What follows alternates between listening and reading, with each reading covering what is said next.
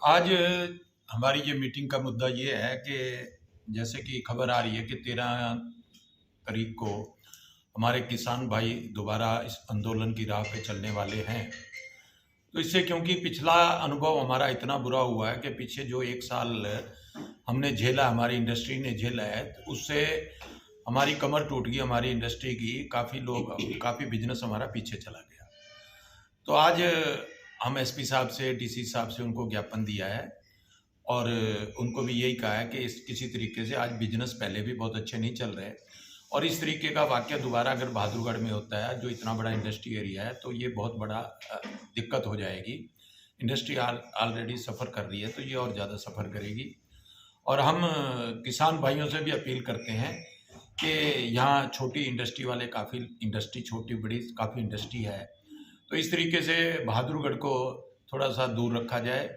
जो भी आपने लगाना है, तो वो आप पीछे लगाएँ, जो भी करना है। तो सरकार से भी हमारी गुजारिश है कि किसान भाइयों के साथ बैठ के मीटिंग करें और इस तरीके से ये जो रोज़ चक्कर होता है और इस तरीके के जाम होते हैं और इंडस्ट्री या सभी आदमी इसमें सफ़र करते हैं, तो उससे छुटकारा पाया जाए।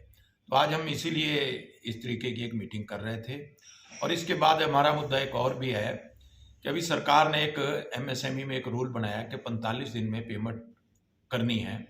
वो भी एक बहुत बड़ा मुद्दा है, जिससे भी हमारी इंडस्ट्री को काफ़ी बड़ा नुकसान होगा और इससे मैं समझता हूँ कि हमारी इंडस्ट्री तबाह हो जाएगी, क्योंकि हमारा साइकिल बहुत लंबा है।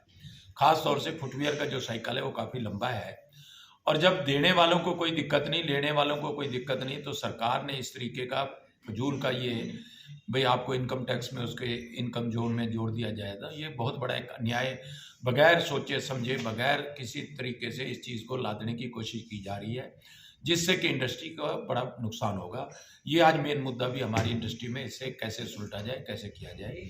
तो इस तरीके के जो हमारे मुद्दे हैं, उसके लिए आज इकट्ठे हुए हैं और आप पत्रकार बंधुओं से भी मेरी गुजारिश है कि आप भी हमारे किसान भाइयों से भी अपील करें कि बहादुरगढ़ से दूरी रखी जाए और जो इंडस्ट्री ने पहले बहुत ज़्यादा सफ़र किया है, आगे सफ़र न करें। धन्यवाद। पिछली बार किसान आंदोलन के समय कितना नुकसान उठाया था इंडस्ट्री ने?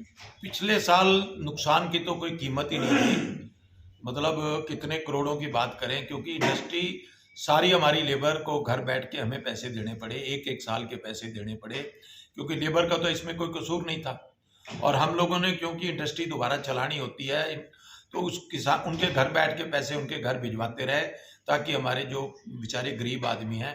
और इस तरीके का आज हम इस स्थिति में नहीं है कि हम दोबारा अगर कोई ऐसी बात आती है तो हम उनके पैसे भेजते रहें।